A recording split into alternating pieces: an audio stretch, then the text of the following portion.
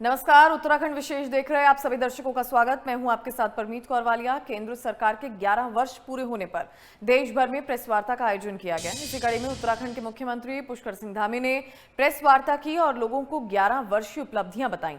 इस दौरान संबोधित करते हुए सीएम पुष्कर सिंह धामी ने कहा कि इसका पूरा श्रेय प्रधानमंत्री नरेंद्र मोदी को जाता है और आज भारत एक प्रमुख वैश्विक शक्ति के रूप में उभर रहा है। साथ ही उन्होंने बताया कि सरकार का कार्यकाल एक सक्षम, मजबूत और आत्मनिर्भर राष्ट्र के रूप में स्थापित हुआ है। पूरा विश्व अब भारत की ओर बड़ी उम्मीदों से देख रहा है और भारत वैश्विक ध्यान का केंद्र बिंदु बना है।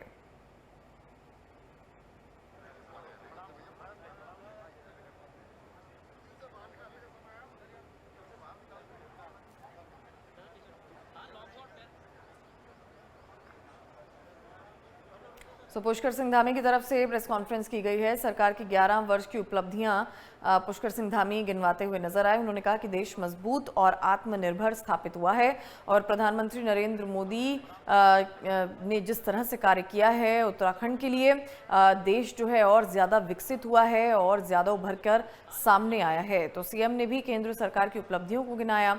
उन्होंने कहा कि देश मजबूत और आत्मनिर्भर स्थापित हुआ है।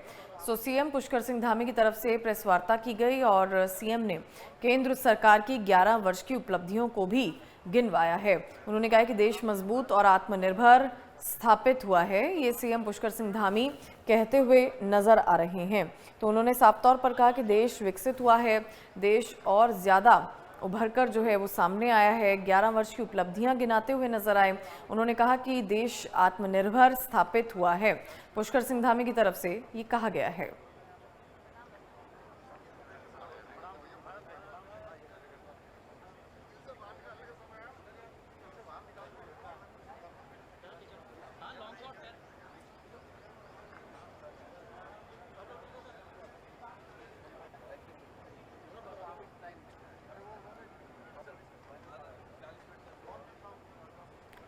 सीएम पुष्कर सिंह धामी ने आज ये कहते हुए नजर आए कि देश मजबूत और आत्मनिर्भर हुआ है और 11 वर्ष की उपलब्धियां सीएम ने केंद्र सरकार की गिनाई और ये कहते हुए नजर आए कि प्रधानमंत्री नरेंद्र मोदी के नेतृत्व में देश और ज़्यादा मजबूत हुआ है और विकसित हुआ है, आत्मनिर्भर स्थापित हुआ है। सीएम पुष्कर सिंह धामी की तरफ से प्रेस कॉन्फ्रेंस की गई और ये बताया गया।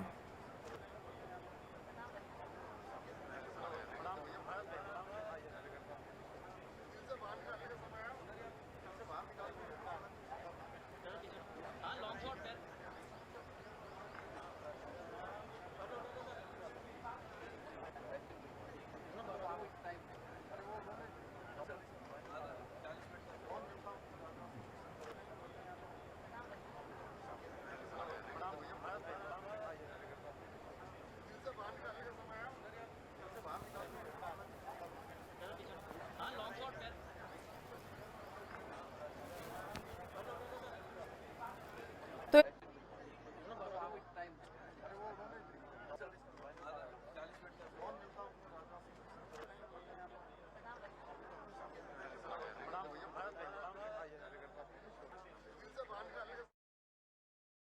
हमारे साथ जुड़ गए हैं मनीष। 11 वर्ष की उपलब्धियां गिनाते हुए सीएम पुष्कर सिंह धामी नजर आए। उन्होंने कहा कि देश मजबूत हुआ है प्रधानमंत्री नरेंद्र मोदी के नेतृत्व में।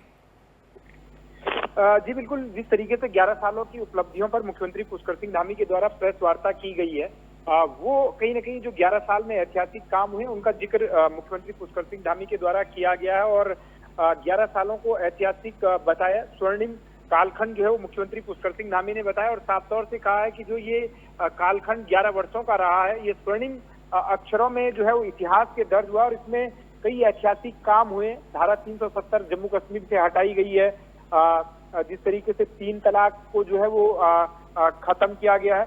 तो कई ऐतिहासिक काम है, विकास के काम तो हुए हैं लेकिन कई ऐतिहासिक काम भी हुए हैं और अब इन्हीं कामों को जो है वो जनता तक के लिए जो है वो बीजेपी का जो संगठन है वो भी लगातार कार्यक्रम उसने तैयार कर लिए हैं और मुख्यमंत्री पुष्कर सिंह धामी ने आज भाजपा प्रदेश कार्यालय में प्रेस वार्ता की है, जिसमें उन्होंने साफ तौर से ये कहा है कि प्रधानमंत्री नरेंद्र मोदी के नेतृत्व में जो काम हुए हैं उससे आज आम जनता तक जो योजनाएं हैं वो पहुंची हैं। आम जनता भी इन चीजों को बेहतर तरीके से समझती है कि कौन सी सरकार काम करती है और किस सरकार ने काम नहीं किया, और यही वजह है कि लगातार भारतीय जनता पार्टी की सरकार जो है वो केंद्र में जो है वो लगातार बनती जा रही है। राज्यों में जो है वो ज्यादा से ज्यादा राज्यों में भारतीय जनता पार्टी की सरकारें बनने के पीछे यही है कि जो रिपोर्ट कार्ड जनता तक पहुंचता है, जो कामकाज जनता तक पहुंचते हैं, उसी के आधार पर जनता जो है वो वोट भी करती है। जी बिल्कुल मनीष, और उत्तराखंड को लेकर क्या बड़ी बातें आज पुष्कर सिंह धामी कहते हुए नजर आए? देखिए, बिल्कुल उत्तराखंड को लेकर जो उन्होंने बातें कही हैं, उत्तराखंड की बात करें तो सड़कों की कनेक्टिविटी में जिस तरीके से केंद्र सरकार ने काम किया है और कई और बड़े प्रोजेक्ट जो है वो धरातल पर उतरने अभी बाकी हैं, क्योंकि ऑल वेदर रोड का काम लगभग पूरा हो गया और ऑल वेदर रोड पर लोग चल भी रहे हैं। पूरे उत्तराखंड में कई जगहों पर ऑल वेदर रोड के तहत सड़कें बनी हैं। अगर आप आदि कैलाश तक बात करें तो आदि कैलाश तक आज जो है वो सड़क पहुंचाने का काम हो चुका है। कई जगहों पर रोड कनेक्टिविटी चल रही है, एयर कनेक्टिविटी और आसान हो गई है। कई जनपद मुख्यालयों तक जो है वो आज की डेट में देहरादून से जो है वो हेलीकॉप्टर सेवाएं चल रही हैं। रेलवे कनेक्टिविटी ऋषिकेश कर्णप्रयाग जो रेल प्रोजेक्ट है वो अंतिम चरण में है। तो ये तमाम ऐसी चीजें उत्तराखंड में विकास को लेकर हुई हैं जो पिछले 11 सालों में कह सकते हैं कि बड़े काम प्रोजेक्ट हुए हैं। और अब अगर और प्रोजेक्टों पर बात करें तो 2 और बड़े प्रोजेक्ट जो है वो उत्तराखंड में जो है केंद्र के माध्यम से जो धरातल पर उतरने हैं, उनमें ऋषिकेश जो केदारनाथ का रोपवे है और हेमकुंड का रोपवे है। साथ ही 52 रोपवे ऐसे हैं उत्तराखंड में जिनको केंद्र ने स्वीकृति दे दी है। तो ऐसा नहीं है कि जो काम अभी तक हुए हैं वो आगे नहीं बढ़ेंगे। अब उम्मीदें यही है उत्तराखंड की जनता की भी कि जो डबल इंजन की सरकार है उसमें जो कामकाज हो रहे हैं वो तेजी से आगे बढ़े, धरातल पर जो है वो दिखाई दे और तेजी से विकास के काम हो। जी ठीक है, शुक्रिया मनीष तमाम अपडेट्स के लिए। तो सीएम पुष्कर सिंह धामी ने आज प्रेस कॉन्फ्रेंस की और प्रधानमंत्री नरेंद्र मोदी की उपलब्धियों को बताया। उन्होंने कहा कि केंद्र सरकार की 11 वर्ष की उपलब्धियां हैं जिससे देश मजबूत और आत्मनिर्भर स्थापित हुआ है।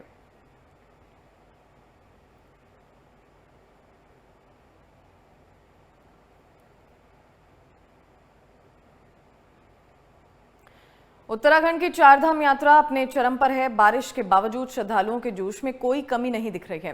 अब तक 7,91,000 से ज्यादा श्रद्धालु श्री बद्रीनाथ धाम के दर्शन कर चुके हैं। वहीं श्री हेमकुंड साहिब की बात करें तो 9,000 से ज्यादा श्रद्धालु श्री हेमकुंड साहिब में माथा टेक चुके हैं। इस साल श्री हेमकुंड साहिब के कपाट 25 मई खोले गए। जिलाधिकारी चमोली संदीप तिवारी के मुताबिक जिले में यात्रा सुचारू रूप से चल रही है। यात्रियों को किसी तरह की दिक्कतों का सामना नहीं करना पड़ रहा है।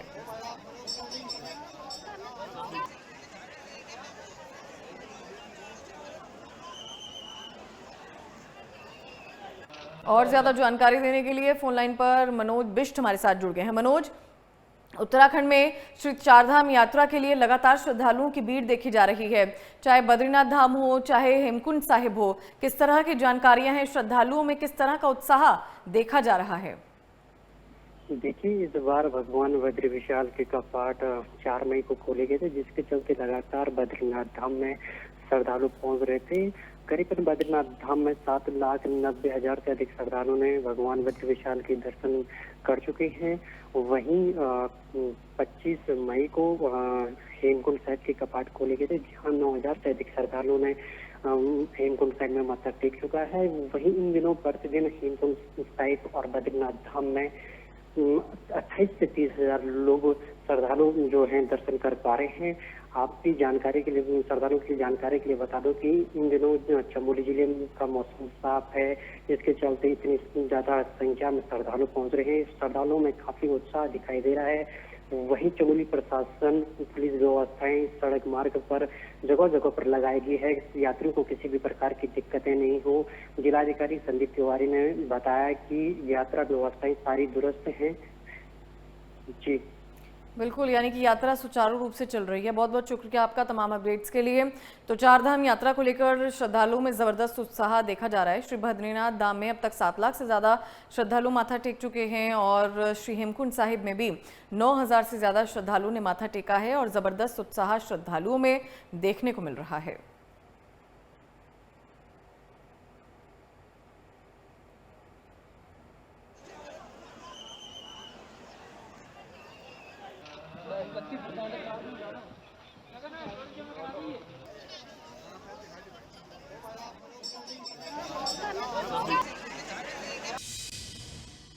जो हमारी चारधाम यात्रा के 2 धाम बद्रीनाथ धाम और हेमकुंड साहिब धाम हमारे ज़िले के मूली में हैं और अभी तक 8 लाख से अधिक श्रद्धालु दोनों धामों के दर्शन कर चुके हैं और लगातार आमद बढ़ रही है क्योंकि मौसम भी साथ दे रहा है और जो हमारे अवस्थापनाएँ थी, सड़कें थी, वो भी सुचारू चल रही हैं। तो यात्रियों का जो अनुभव है वो सुखद है और प्रयास किया जा रहा है जो भी मूलभूत सुविधाएँ हैं वो यात्रियों को उपलब्ध कराई जाएँ और किसी प्रकार की कोई कमी श्रद्धालुओं को ना होने पाए। केंद्रीय कृषि मंत्री शिवराज सिंह चौहान एक बार फिर 14 जून को उत्तराखंड के दौरे पर रहेंगे। आपको बता दें कि कृषि विभाग द्वारा आयोजित एग्री मित्रा उत्तराखंड 2025 महोत्सव में शामिल होंगे। कार्यक्रम की तैयारियों को लेकर उत्तराखंड के कृषि मंत्री गणेश जोशी ने बैठक ली। बैठक के दौरान कृषि मंत्री ने महोत्सव की सभी व्यवस्थाओं को सुनिश्चित करने के अधिकारियों को निर्देश भी दिए। साथ ही उन्होंने कार्यक्रम स्थल को लेकर बताया कि 14 और 15 जून को देहरादून के गढ़ी कैंट स्थित जसवंत ग्राउंड में महोत्सव आयोजित किया जाएगा। कार्यक्रम का शुभारंभ केंद्रीय कृषि मंत्री शिवराज सिंह चौहान और प्रदेश के मुख्यमंत्री पुष्कर सिंह धामी की उपस्थिति में किया जाएगा।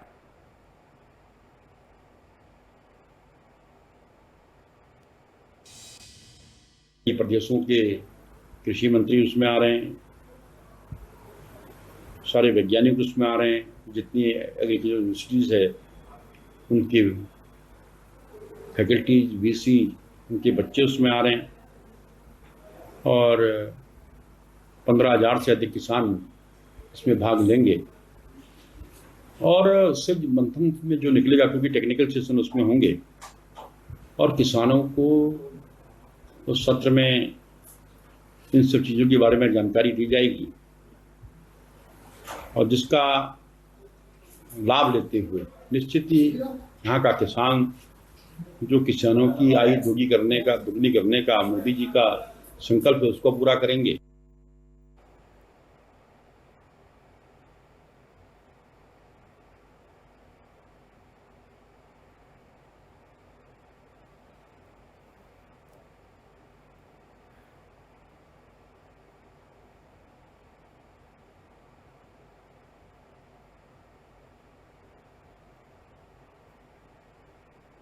मनीष हमारे संवाददाता इस खबर पर हमारे साथ जुड़ गए हैं। मनीष, क्योंकि ये मेला आयोजित किया जाएगा जिसमें कृषि मंत्री शिवराज सिंह चौहान भी शामिल होंगे, क्या कुछ अपडेट्स? देखिए, बिल्कुल 14 और 15 जून को एग्रो महोत्सव जो है वो उत्तराखंड कृषि विभाग के द्वारा आयोजित किया जा रहा है, जिसका शुभारंभ जो है वो केंद्रीय कृषि मंत्री शिवराज सिंह चौहान और मुख्यमंत्री पुष्कर सिंह धामी के द्वारा किया जाएगा। और कार्यक्रम की तैयारियों को लेकर जो है वो समीक्षा भी कृषि मंत्री गणेश जोशी के द्वारा की गई है। और अगर देखें तो पिछले 1 महीने के भीतर गणेश जो कृषि मंत्री शिवराज सिंह चौहान है वो 2 बार आ चुके हैं और ये तीसरा दौरा उनका जो है वो रहने वाला है। तो कहीं ना कहीं उत्तराखंड को लेकर जो केंद्रीय कृषि मंत्री शिवराज सिंह चौहान का जो लगाव है वो भी दिखता है। और सीधे तरीके से देखें तो कई राज्यों के कृषि मंत्री भी इसमें पहुंचेंगे और कई कृषि वैज्ञानिकों के साथ जो 10,000 किसान हैं वो भी इस महोत्सव का हिस्सा जो है वो बनने जा रहे हैं। तो सीधे तरीके से देखें तो किसानों को लेकर जो कामकाज किए जा रहे हैं और बेहतर खेती कैसे हो सकती है, बेहतर किसानी कैसे हो सकती है, इस चीज को लेकर जो है वो वैज्ञानिक तकनीक का माध्यम भी जो है वो कार्यक्रम में होगा और किसानों के सुझाव भी जो है वो मंच में देखने को मिलेंगे कि किस तरीके से किसान बेहतर खेती कर रहे हैं, एक दूसरे को अपने सुझाव भी देते हुए नजर आएंगे। जी बिल्कुल, यानी कि किसानों को जागरूक करने के लिए ये महोत्सव जो है शुरू होने जा रहा है। बहुत बहुत शुक्रिया मनीष अपडेट्स देने के लिए। तो कृषि मंत्री शिवराज सिंह चौहान भी इस महोत्सव में शामिल होंगे। 14-15 जून को एग्रो मित्रा उत्तराखंड 2025 महोत्सव का आयोजन हो रहा है। अंतर्राष्ट्रीय योग दिवस के अवसर पर 21 जून को देश भर में योग शिविर का आयोजन किया जाएगा। देहरादून के आंगनवाड़ी केंद्रों के बच्चे भी योगासन सीखेंगे। योग दिवस के आयोजन को लेकर कैबिनेट मंत्री रेखा आर्या ने समीक्षा बैठक की। कैबिनेट मंत्री ने अधिकारियों को दिशा निर्देश भी दिए। तो वहीं बैठक के बाद खेल मंत्री रेखा आर्या ने कहा कि बचपन से ही बच्चों की दिनचर्या में योग को शामिल करना जरूरी है। साथ ही उन्होंने बताया कि योग दिवस पर आंगनवाड़ी केंद्रों में बच्चों को योगासन सिखाए जाएंगे।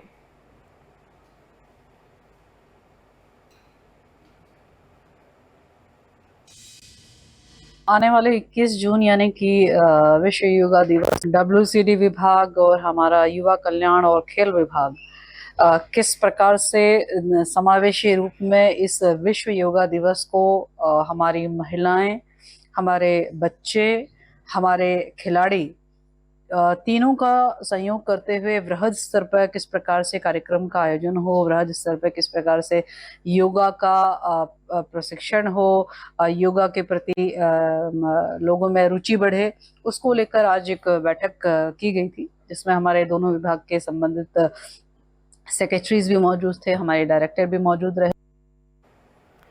उत्तराखंड के पौड़ी में सड़क दुर्घटनाओं पर अंकुश लगाने को लेकर पुलिस सक्रिय नजर आ रही है। इसके अलावा ड्रिंक एंड ड्राइव मामलों को लेकर पुलिस ने इस वर्ष अब तक 300 से ज्यादा वाहनों को सीज किया है। मामले को लेकर पुलिस ने बताया कि सड़क दुर्घटनाओं पर अंकुश लगाने के लिए चेकिंग कर रही है। साथ ही उन्होंने ये भी कहा कि पुलिस द्वारा लगातार सोशल मीडिया के माध्यम से वाहन चालकों से निवेदन किया जा रहा है कि नशीले पदार्थ का सेवन करके वाहन न चलाएं। उन्होंने बताया कि यह अभियान आगे भी लगातार जारी रहेगा। देखिए, जनपद पौड़ी गढ़वाल में हम लोग रोड एक्सीडेंट्स की जो घटनाएं हैं उनको बहुत सीरियसली हम लोग टेकअप करते हैं, जिसमें मोस्टली जो हमारे एक्सीडेंट्स होते हैं वो ड्रंकन ड्राइविंग की वजह से या रैश ड्राइविंग की वजह से होते हैं। इसमें हम लोग मुख्य रूप से जो ड्रंकन ड्राइविंग है उसके खिलाफ अभियान चलाते हैं और जो यंगस्टर्स जो कि रैश ड्राइविंग करते हैं उनके खिलाफ अभियान चलाते हैं। जिले भर में हमारे इस वर्ष में 300 से ज़्यादा हम लोगों ने वाहन ड्रंकन ड्राइविंग में सीज भी किए गए हैं और आगे भी हम ये कार्रवाई करते रहेंगे। रुड़की में आजाद समाज पार्टी के प्रदेश अध्यक्ष महक सिंह समेत 10 लोगों के खिलाफ मुकदमा दर्ज हुआ है। आपको बता दें, आजाद समाज पार्टी ने सोमवार को रुड़की कार्यालय में हंगामा किया। जानकारी के मुताबिक ये कार्रवाई हरिद्वार रुड़की विकास प्राधिकरण की ओर से की गई, जहां विकास प्राधिकरण के अवसर पर अभियंता ने प्रदेश अध्यक्ष महक सिंह समेत 10 लोगों के खिलाफ मुकदमा दर्ज किया। साथ ही उन्होंने कहा कि महक सिंह की अगुवाई में कुछ लोगों ने प्राधिकरण के दफ्तर में हंगामा किया और कर्मचारियों से बदसलूकी की।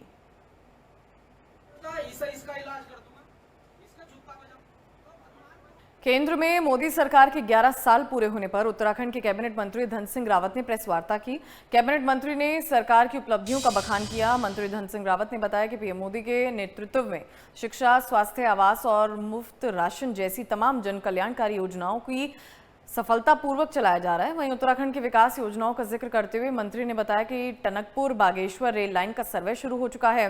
अल्मोड़ा की पेयजल समस्या को दूर करने के लिए शेराघाट सरयू पंपिंग योजना को 365 करोड़ रुपए की मंजूरी मिली है।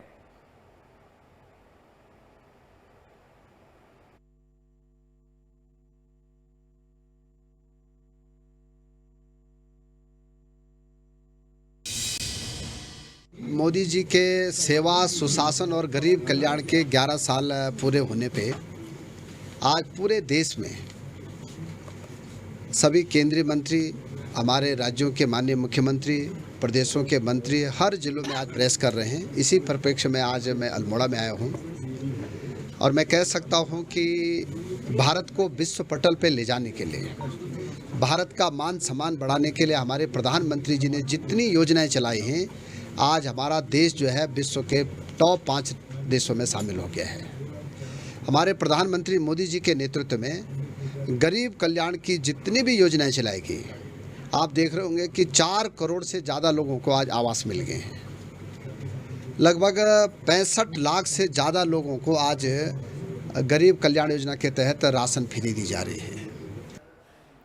उत्तराखंड सरकार ने प्रदेश की पंचायतों में प्रशासकों के कार्यकाल को बढ़ा दिया है। पंचायती राज विभाग की तरफ से जारी आदेश के मुताबिक आगामी 31 जुलाई तक सभी प्रशासकों का कार्यकाल बढ़ाया है। हालांकि यह निर्णय तब लागू रहेगा जब तक पंचायत चुनाव संपन्न नहीं हो जाते या नई पंचायतों का गठन नहीं हो जाता। इसके अलावा विभाग ने हरिद्वार जिले को छोड़कर अन्य जिलों में प्रशासक भी नियुक्त किए। जिला पंचायतों में डीएम, क्षेत्र पंचायतों में एसडीएम और ग्राम पंचायतों में संबंधित विकासखंड में तैनात सहायक विकास अधिकारी पंचायत को प्रशासक नियुक्त किया है।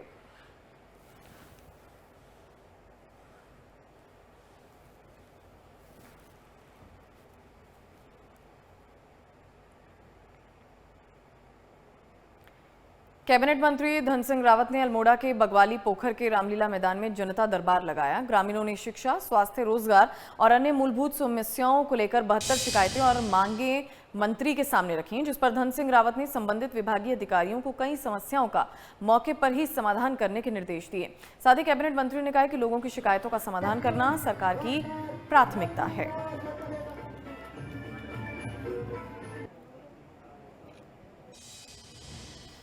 ये हमारी सरकार के द्वारा आज यहाँ पे जनता दरबार लगाया गया है। और इस जनता दरबार में 72 लोगों ने अपनी अपनी यहाँ पे जो है प्रमुखता से क्षेत्र की डिमांड रखी। उसमें से 48 समस्या ऐसी थी जो कि जिले स्तर, कुछ समस्या ऐसी थी कि टीचर भेजने का, कुछ समस्या ऐसी थी कि हर घर नल और हर घर जल में जो है वो दिक्कत आ रही है। तो मैं आज लगभग 2.5 घंटे हमारा जनता दरबार यहाँ पे चला है। हरिद्वार में मामूली विवाद को लेकर कुछ लोगों ने एक लड़की की जोरदार पिटाई कर दी। आपको बता दें ये घटना ज्वालापुर कोतवाली क्षेत्र के सीतापुर में हुई, जहां सर्विस रोड पर स्कूटी हटाने को लेकर एक लड़की और महिला से कहासुनी हो गई, जिसके बाद महिला के कुछ लोगों ने लड़की की जमकर पिटाई कर दी। पिटाई की घटना का वीडियो सामने आया है, जिसमें कुछ महिलाएं और पुरुष लड़की को पीटते हुए नजर आ रहे हैं। मौके पर पहुंची पुलिस मामले को शांत कराती हुई नजर आई और कार्रवाई शुरू की है।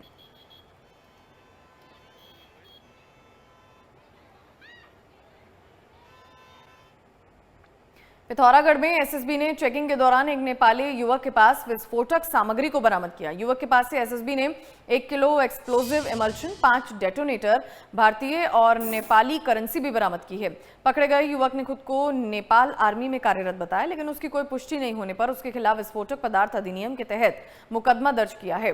वहीं कोर्ट में पेशी के बाद आरोपी को जेल भेज दिया गया।